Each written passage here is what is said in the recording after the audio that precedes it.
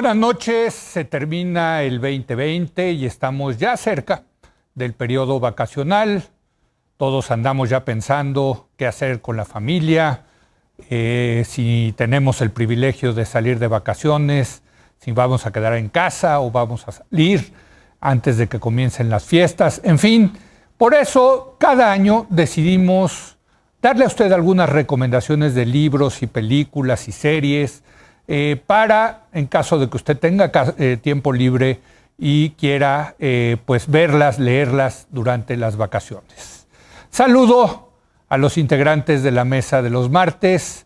Paula Sofía Vázquez. Paula, muy buenas noches.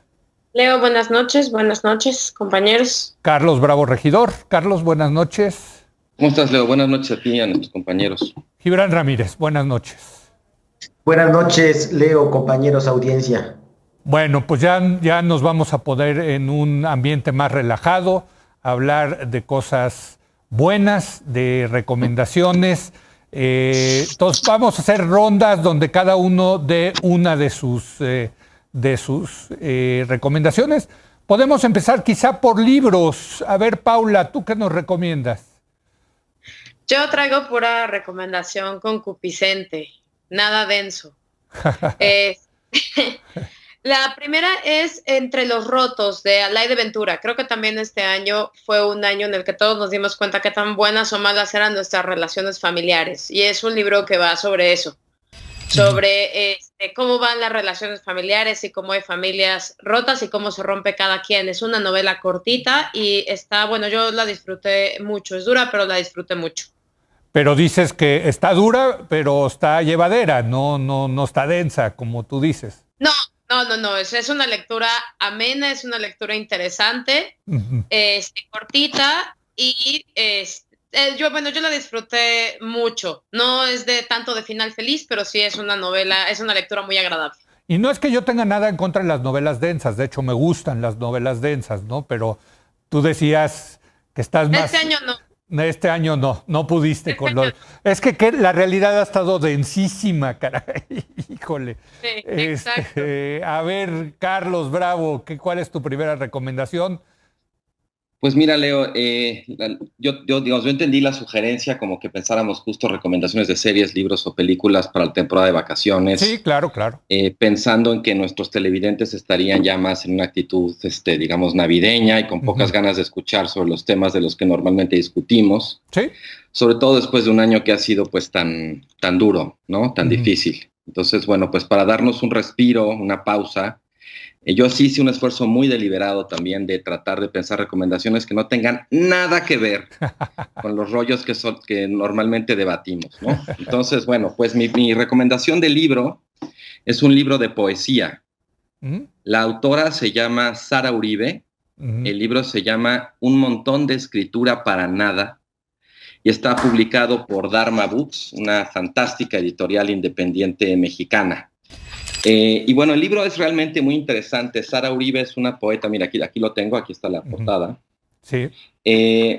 Realmente es un libro muy interesante, es un tipo de poesía muy diferente, muy original, innovador, muy inquietante incluso, porque no es para nada la poesía a la que el público, digamos, en general está acostumbrada. Es una poesía que no habita como afuera del tiempo, sino una poesía muy como de la vida cotidiana, una poesía además como en batalla permanente, como contra la hostilidad de la, pues sí, de la existencia de todos los días, contra la posibilidad misma de la poesía, ¿no? Y me encanta, Sara Uribe además es muy consciente del lugar de enunciación desde el que está escribiendo y todo el tiempo lo hace explícito.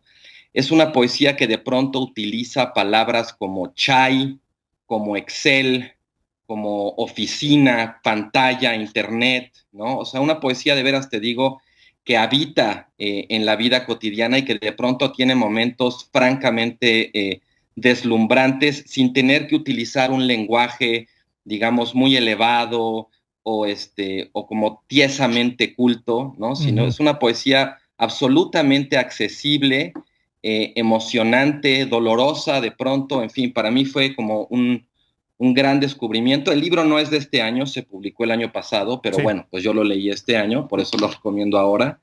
Y realmente para mí es como la lectura del año. Es un libro muy cortito además, lo puedes leer, digamos, en 2 o 3 sentadas, pero yo me he descubierto volviendo a él. Tiene de pronto, ya sabes, esas imágenes o esas ideas que se te quedan muy grabadas. Hay un poema, por ejemplo, en el que yo he estado pensando mucho sobre la dificultad de escribir poesía para las mujeres, ¿no? Y es un poema en donde ella constantemente está hablando de las labores domésticas, está hablando de criar a sus hijos, está hablando del trabajo en la oficina y cómo todo el tiempo trata de robarle minutos a cada una de esas cosas para poder ser como escritora y poder hacer la poesía que ella quería hacer.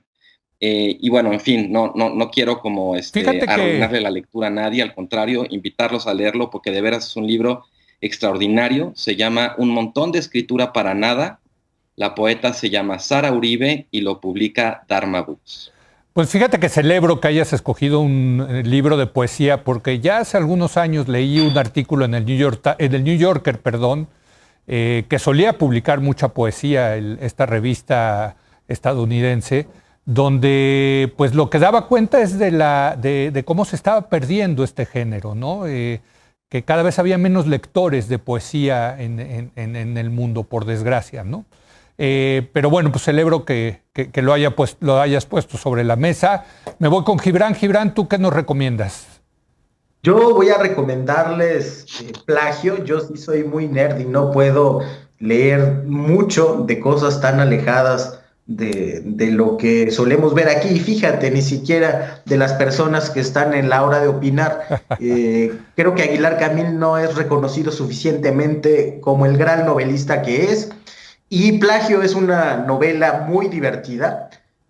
Trata, desde luego, de un plagiador en el que podríamos reconocer los que estamos al tanto de algunas grillas entre intelectuales o del sistema cultural, sea Altiel a la Triste o a Bryce Echenique, aunque todos los personajes son falsos, un poco falsos y un poco verdaderos, ¿no?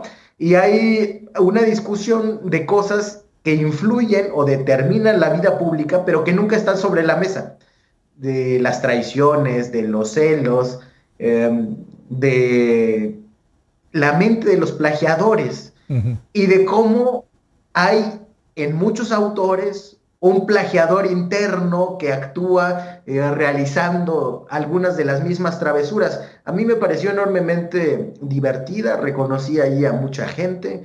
Creo que la diversión que tuvo Aguilar Camín al redactarla se le transmite al lector, aún si no están al corriente de las grillas de las que te hablo. Yo he conocido a muchas personas a las que les he recomendado la novela y se han divertido igual. Entonces esa fue una de las lecturas que realicé. La verdad que me habría gustado leer más, pero creo también que esta pandemia, a los que hicimos home office, nos hizo saturarnos de más trabajo, de trabajo en el espacio doméstico, y dejó para muchos menos tiempo para el ocio. Muy bien, yo es una de las que ya dije, aquí lo dije en público, y reitero, de las que me voy a llevar a las vacaciones para leerla, la de Plagio, de nuestro compañero, colega Héctor Aguilar Camín. Vamos con la segunda ronda. Paula Sofía, ¿qué quieres? ¿Película? ¿Te late una película? Series, porque películas casi no veo. Ok, venga, serie. Series, traigo 2 recomendaciones también, muy del amor y muy de la tranquilidad. La primera es la serie chiquitina que hicieron en Amazon, The Modern Love, de esta buenísima, serie de articulitos del New York Times, que por fin la pasaron a serie y que también tiene podcast, y que son como las mejores historias de amor, y de amor de muchos tipos, o sea, de amor de viejos, de jóvenes, de historias que salen bien, de historias que salen mal. Es muy bonita, tiene muchas historias, tiene muy buenos actores también en cada una de las series. En cada uno de los capítulos hay actorazos, hay unas más lindas que otras, hay unas que pegan muy bien, que están hechos muy bien los castings y están muy bien contadas las historias. A mi favorita es la primera. Esa está muy agradable. Aparte, como es una serie que no es seria, pues te puedes ir echando capitulitos ahí conforme vas encontrando el tiempo sin tenerle que dar seguimiento.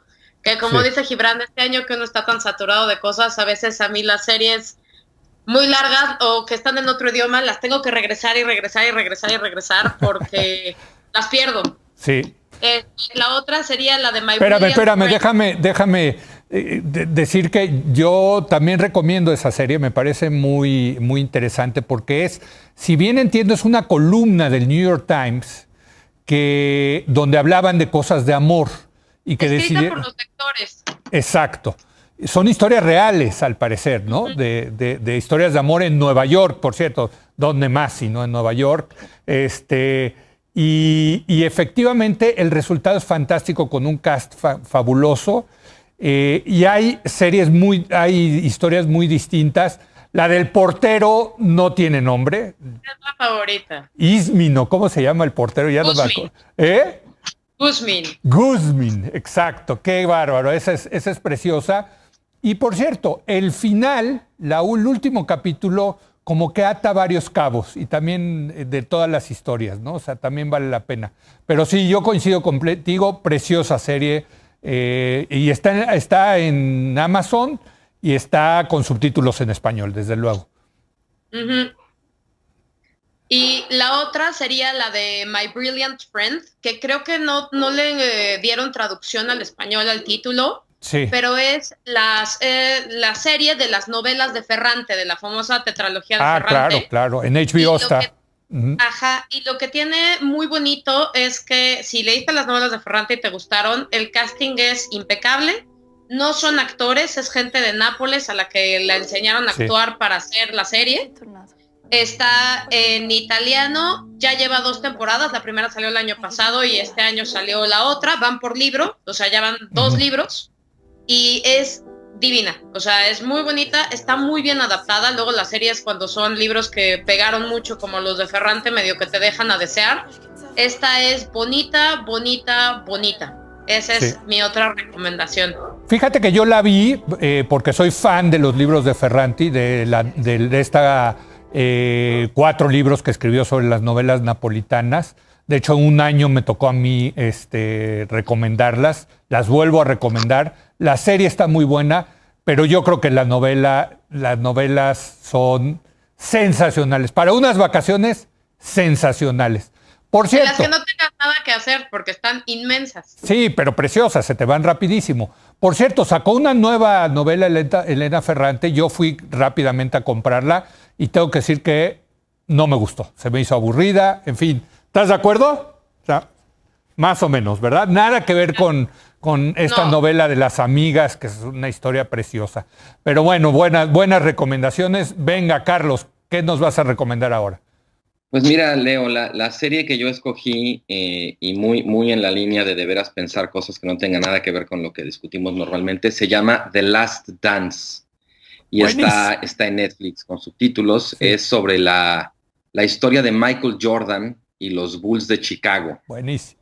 Jordan, bueno, pues como todo el mundo sabe, fue un ídolo en el planeta. Quizás fue uno de los principales, o de los primeros más bien, de los primeros deportistas celebridades globales, ¿no? Uh-huh. Ya sabes, sí, con patrocinios de grandes marcas, con negocios multimillonarios de ventas de camisetas, de tenis, de toda suerte, ¿no? De artículos promocionales para quienes tengan más o menos mi edad, ¿no? Jóvenes cuarentones, o quienes sean un poco mayores, como tú comprenderás, querido Leo. Quizá recuerden. Oye, a mí me tocó viviendo en Estados Unidos haciendo mi posgrado, pues, la gran gloria de aquellos Chicago Bulls impresionantes, de Scottie Pippen, de Michael Jordan. Así que sí tocas yo siendo de los Knicks, por cierto, ¿no? Nos arrasaban siempre, pero en fin, venga, Carlos. Sí, exacto, o sea, fueron los reyes de la década de los 90, realmente cambiaron al básquetbol, le dieron una proyección que jamás había tenido, jugaban increíble, era realmente emocionante ver sus partidos en la televisión. Yo recuerdo que me juntaba con mis amigos de la secundaria a verlos, ¿no? Y bueno, la historia que cuenta este documental es muy interesante porque los Bulls de Chicago antes de armar este equipo, eran una franquicia muy mediocre, sin ningún brillo, a pesar de representar a una de las ciudades más importantes de Estados Unidos, ¿no? Y bueno, el documental te muestra la historia de cómo todo eso cambió en menos de una década y se convirtieron en una franquicia exitosísima. Ganaron 3 campeonatos al hilo 2 veces, 91, 92, 93, sí. Y luego 96, 97 y 98, ¿no? Sí. La serie esta que recomiendo, The Last Dance, se trata de ese ascenso meteórico del equipo, pues, obviamente de la mano de Michael Jordan, y bueno, pues es una serie muy interesante además porque te deja conocer algunas de las cosas que pasaban tras bambalinas durante aquellos años, ¿no? Por ejemplo, la pésima relación que tenía el manager con los jugadores, no el entrenador, o sea, como el director del equipo. No, el entrenador era un bombonazo. Un tipo súper hábil, pero muy insoportable, ¿no? Te muestra la complicidad de los jugadores, el equipo, la entrega, sus broncas personales. Una parte que me pareció muy interesante es el suplicio que representó para Michael Jordan tener que manejar su fama, ¿no? Y luego, bueno, viene la tragedia en 93 del asesinato de su padre. Sí.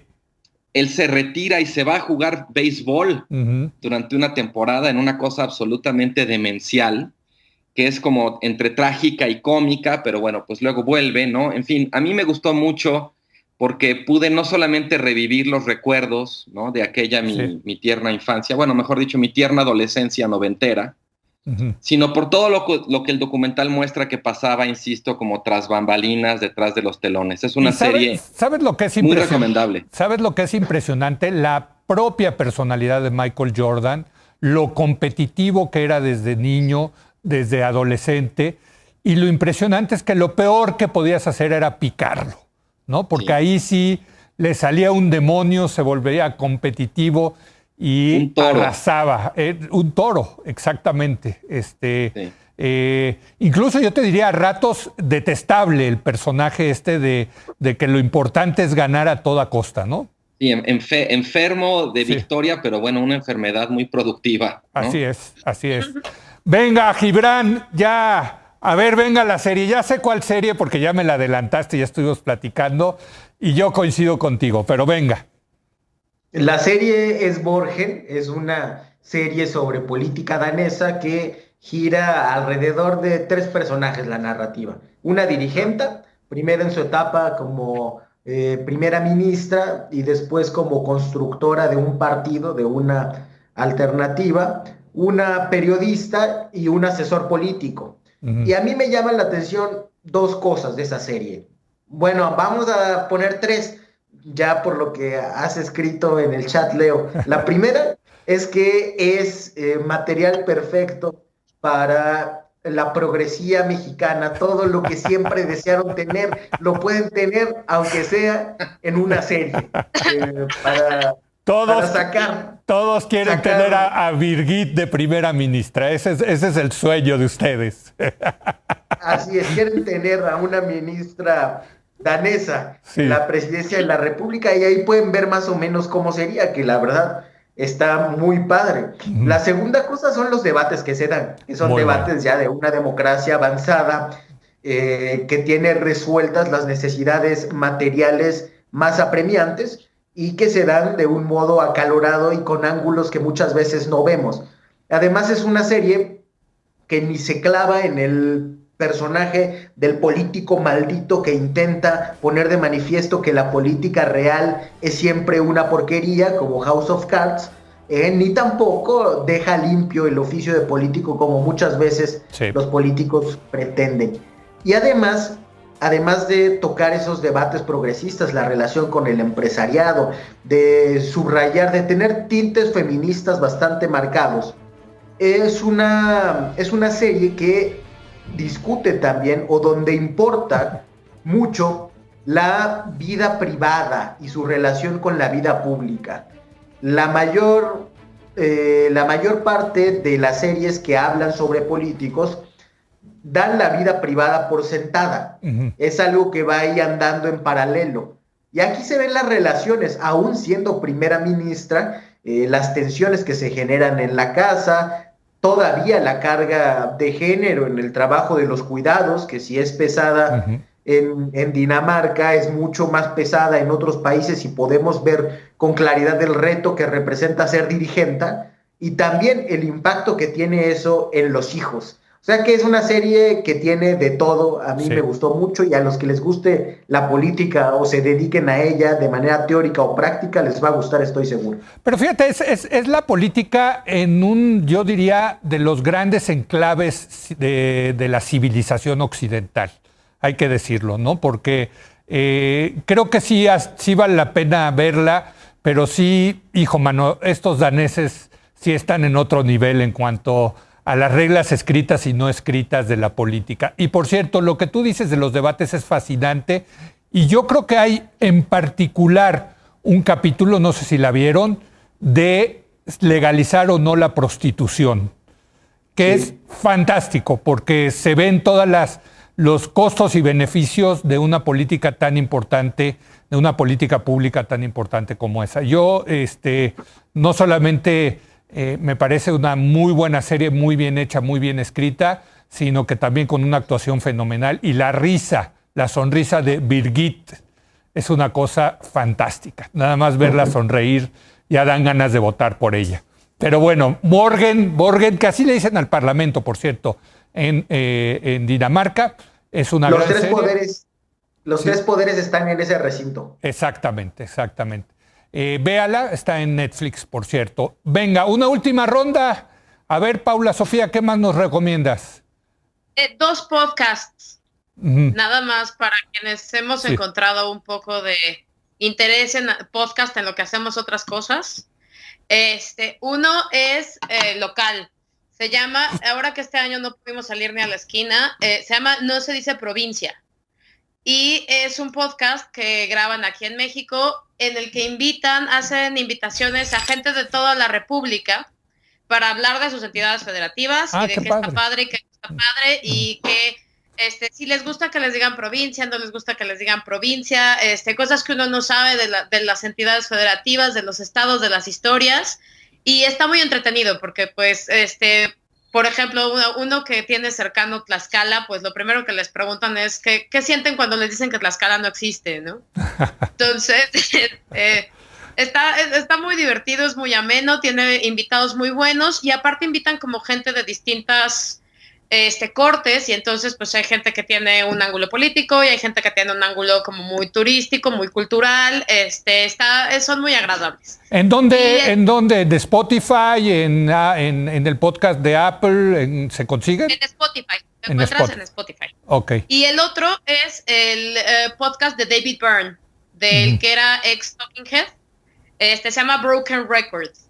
Y invita a distintos músicos, productores, etcétera, a hablar sobre conversaciones sobre el mundo de la música en la era digital, que pasan por todo. O sea, pasan desde derechos de autor, compartir música, audiencias, cuál es el futuro de la música, las intervenciones de la tecnología, todo. O sea, música clásica.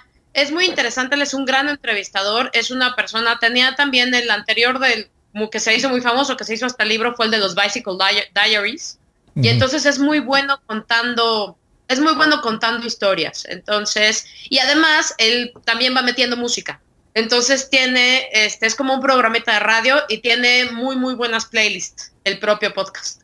Muy bien, supongo que está en inglés este último. Sí. Muy bien. Sí. Muy bien, Carlos, una última recomendación. Pues mira, ya te hablé de mi libro, de mi serie, y ahora mi última recomendación es una película navideña. Yo la verdad es que me identifico bastante con el personaje del Grinch en estas épocas. Creo que Gibran estará de acuerdo con eso. Bueno, te digo, yo sí me siento muy Grinch en estas épocas, pero mi hija se ha propuesto con mucho ahínco la misión de hacer que me guste la Navidad. Entonces, entre las muchas cosas que ha hecho al respecto, ha sido ponerme a ver películas navideñas con ella y con su hermanito. Y hace unos días vimos una película también que está disponible en Netflix, que se llama Klaus, que realmente me gustó muchísimo. Es una película, muy familiar, muy de esta temporada, pero al mismo tiempo como muy distinta, ¿sabes? Porque es como la historia de un joven un poco como bueno para nada, ¿no? Cuyo padre lo envía a una isla muy remota en medio de la nada a tener que levantar la oficina postal de esa isla, ¿no? Entonces, bueno, pues el joven se encuentra con una sociedad ahí local muy dividida, con un juguetero muy talentoso pero muy gruñón, y con esa misión imposible de tratar de darle vida a esa oficina postal en la isla que se llama Smerensburg. Y lo que sigue básicamente es como una suerte de historia alternativa de la Navidad, centrada no en Santa Claus como tal, sino en la figura de este joven cartero y en la importancia crucial que tiene la ilusión de los niños transmitida a través de sus cartitas y el efecto transformador que eso tiene en la vida de la isla, ¿no? Entonces realmente incluso quiero insistir mucho en esto porque hasta para un Grinch como yo, la historia la verdad es que es muy bonita, encantadora, francamente adorable y bueno, pues muy recomendable para esta temporada. Me está preguntando aquí el productor que si son dibujos animados. Sí, es una película de caricatura, pues. Sí, ok, y está en Netflix, ¿verdad? En Netflix. Klaus, con K. Klaus, con K. Muy bien. Por cierto, para los que no sepan, el Grinch es este monstruo cuyo objetivo es destruir la alegría en la Navidad, ¿verdad? Sí, es el término que se usa para toda la gente como que no le encanta la Navidad, ¿no? Y que padece un poco estas temporadas. Sí, y es uno de nuestros productores aquí en La Hora de Opinar, a quien le mandamos un gran abrazo porque trae COVID-19, pero bueno, saludos Iván. Venga, Gibran, última recomendación. Bueno, yo primero creo que un remedio para aquellos que son así medio grinches es el Todos somos caníbales de Levi Strauss, particularmente el texto del suplicio de Papá Noel, que algunos de ustedes conocerán ya bien, que explica la construcción cultural de la Navidad, cómo hay toda una fusión de ritos paganos que terminan más o menos por globalizarse con la ayuda del mercado, pero no quería recomendar esa, en realidad la que me gustaría recomendarles es Ya no estoy aquí, una película para ir a tono con lo que decía Carlos, una serie, un libro, una película, que habla sobre Ulises, que es un chavo de Monterrey, de un Monterrey que no solemos ver representado en las películas o en las series, un Monterrey barrial, de pandillas, con una fuerte carga identitaria y que se ve trastornado por la guerra contra el crimen organizado, que cambia toda esa dinámica social y que expulsa a ese chavo, a Ulises, del país, que lo hace emigrar a Estados Unidos. Y hay toda una reflexión que subyace a la película sobre los cambios que trajo, primero sobre ese otro Monterrey, que puede ser también el lado B de cualquiera de las grandes metrópolis de nuestro país, pero también sobre los cambios sucedidos abajo a raíz de la guerra de Felipe Calderón, y que creo que es una película que puede suscitar reflexiones sobre temas que a veces ni siquiera están en la mesa del debate público, donde todo suele ser un poco más frío. Pues bien, ¿saben qué? Voy a aprovechar para recomendarles a ustedes y a toda la audiencia una serie, en realidad un documental en HBO que se llama The Vow, que quiere decir el voto, pero es el voto, ¿cómo lo traduciríamos? Como un voto espiritual, ¿no? Al español.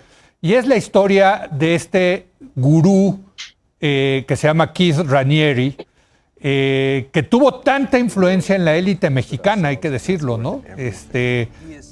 No sé si conozcan la historia de este hombre que hacía programas motivacionales, se llamaba el Executive Success Program, el ESP. Exacto. Yo conozco varias personas que fueron a eso, siempre hablaban maravillas. Yo les decía eso, a mí toda esa cosa motivacional me parece una charreada, yo nunca me han gustado, pero este hombre lo que acabó haciendo es un culto con un grupo de mujeres a las que marcaban físicamente ¿no? Y las obligaban, las extorsionaban y bueno, las obligaban a tener actos sexuales, en fin. Se llama The Vow, para que vean, para que tengan cuidado a toda la gente cuando vaya a una cosa de estas, se dé cuenta que es muy fácil caer de estos temas motivacionales a un verdadero culto. No sé si sabían ustedes esta historia. Veo que tú sí, Paula, ¿verdad? Sí. He seguido el ESP desde hace muchos años. Sí, qué cosa. Y tenían, por cierto, oficinas en Monterrey, Guadalajara, México y León, ¿no? Y nada más y nada menos que el gran jefe de Kid Raniere en México era el hijo del expresidente Salinas, Emiliano Salinas, ¿no? Es impresionante. De hecho, lo agarraron, lo capturaron a Kid Raniere aquí en México. Lo habían escondido aquí en México. Y bueno, es esta cosa demencial de los que quieren ayudar a la gente, ¿no? Y que la gente, por un tema ¿cómo se llama?, de debilidad en su personalidad, los acaba volviendo sus gurús, sus líderes espirituales, sin preguntarles, sin ser críticos, en fin. Es una gran historia. The Vow se llama, está en HBO. Y bueno, con eso terminamos. Ya nos vemos hasta la segunda semana de enero. Y yo les agradezco mucho. Como siempre, es un privilegio tener a ustedes aquí en este programa. Paula, que tengas un feliz año. Muy buenas noches. Igualmente muy agradecida y nos vemos el próximo año. Que pasen excelente fin. Carlos, muy buenas noches, felices fiestas y feliz año el 2021. Igualmente para ti, Leo, compañeros, ojalá que el 2021 sea mejor que el 2020. Bueno, pones la vara muy baja, de verdad. Pero es año electoral. Es año electoral, sí. Creo que vamos a tener algo de qué debatir. Trabajo habrá. Habrá, así es. Gibran, muchas gracias. Feliz año. Gracias, Leo. Felices fiestas a ti, a los compañeros, a la audiencia. Quédense todos en su casa, no se junten. Estamos en emergencia por COVID. Un abrazo para todos. Gracias.